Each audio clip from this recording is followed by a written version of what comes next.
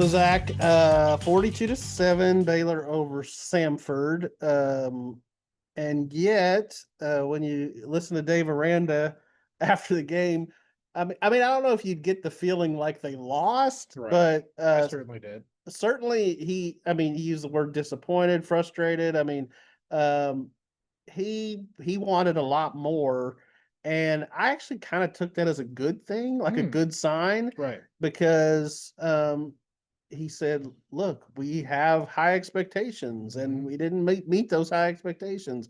And you're talking about a 42-7 win.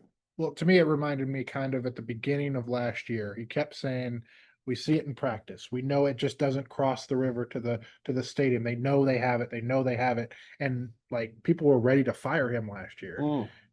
and then they end the season like they do, and kind of that's where we are now. So I agree. I think that like I'm coming out of this game incredibly pessimistic about this team just because I think that what they should have done against Stanford, they did not do. Mm. So I kind of get where Dave is coming from. But at the same time, I also get where maybe you're coming from in that like it's still a win. You scored 42 points. You got three takeaways. Like there Four. are four. You got a bunch. You did a lot of good things, right? There's Yeah. a lot of good coming out of this game, even if it doesn't. I don't know. Make it feel to me like there was a lot of good. Yeah. So no, no.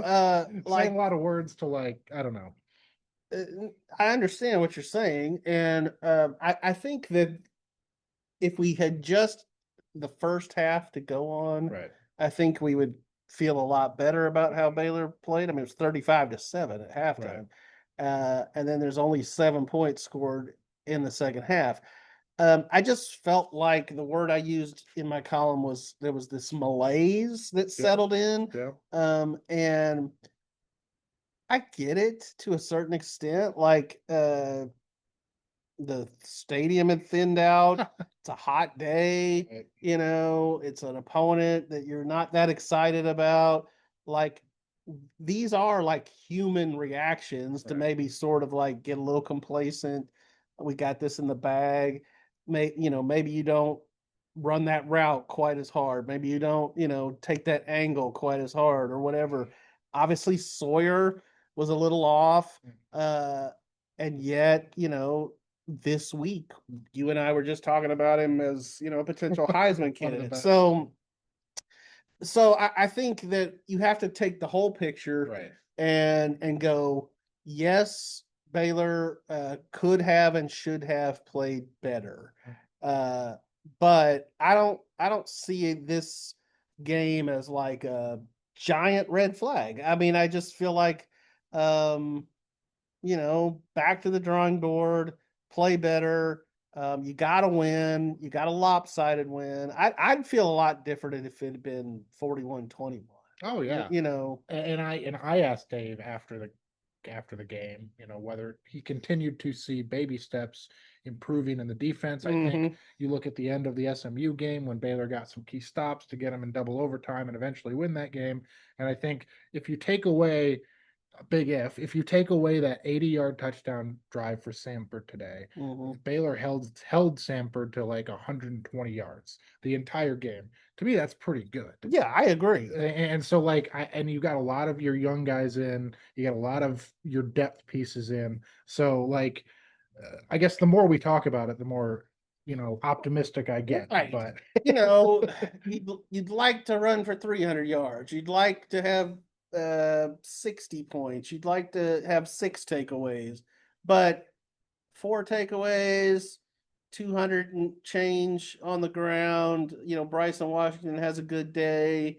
To me, probably the biggest thing that you take out of this game, besides a win and staying healthy, which to me are the top two priorities, what was the progress made on defense? mm-hmm. Like, I think four takeaways is good. That's a major step forward. All by four different guys. Right.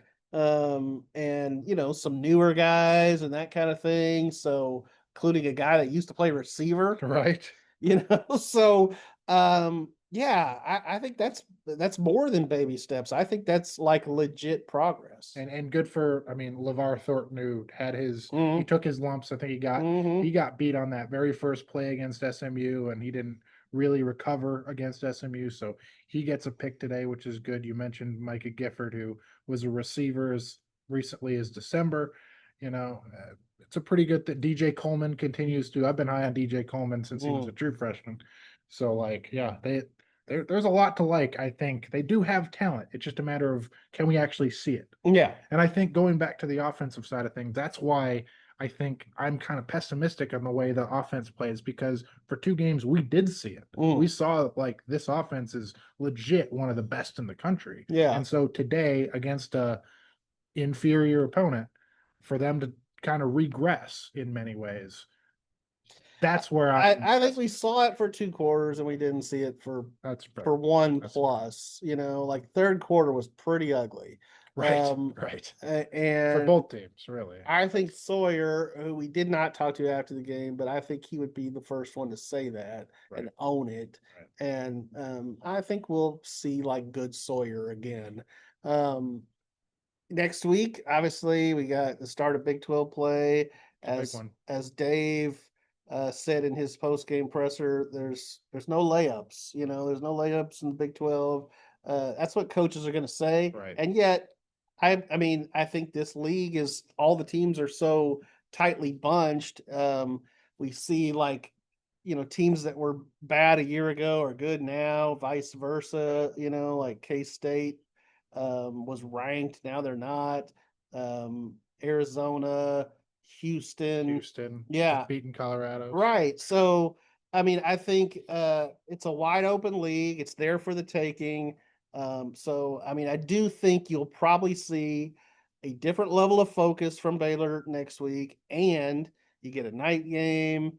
There undoubtedly will be a bigger crowd here for sure. So, I think coming after, like, I know that maybe coming off of a game like this, you probably, like, at least I'm still going to be a little bit pessimistic, but you probably want to start with a team like Arizona State, where like whether you like it or not, you have to be focused for Arizona State. If Gundy and Oklahoma State are coming in here, maybe there's still some malaise. No, I think that's a great point. But if it's Arizona State, it's a night game. It's national television. It's the defending conference champions. It's Kenny Dillingham who's going to talk his stuff.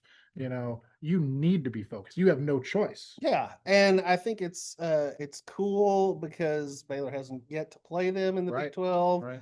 A team that we're not used to seeing come to Waco. So, it's a game with a lot of attractiveness to me. Right.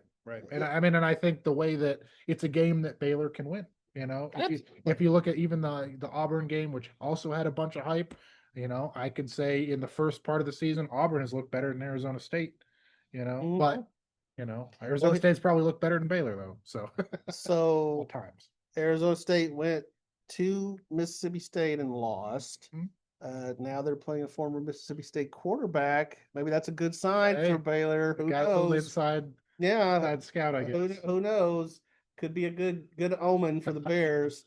We'll talk more about that next week on our various podcasts and stuff. But yeah, ultimately 2-1. They got it. Like I said, they got kind of what they needed to get done. And to me, the fact that you had Samford guys dropping like flies with injuries all game long, which I'm sad for Samford. And you didn't see that on Baylor's side, so that's a good thing for the Bears. And it's better, I guess it's better for Baylor to lose some focus against Samford than it is against, name a Big 12 school. Sure. So absolutely. Samford's a game that you can lose a little focus and still win comfortably. And that's me.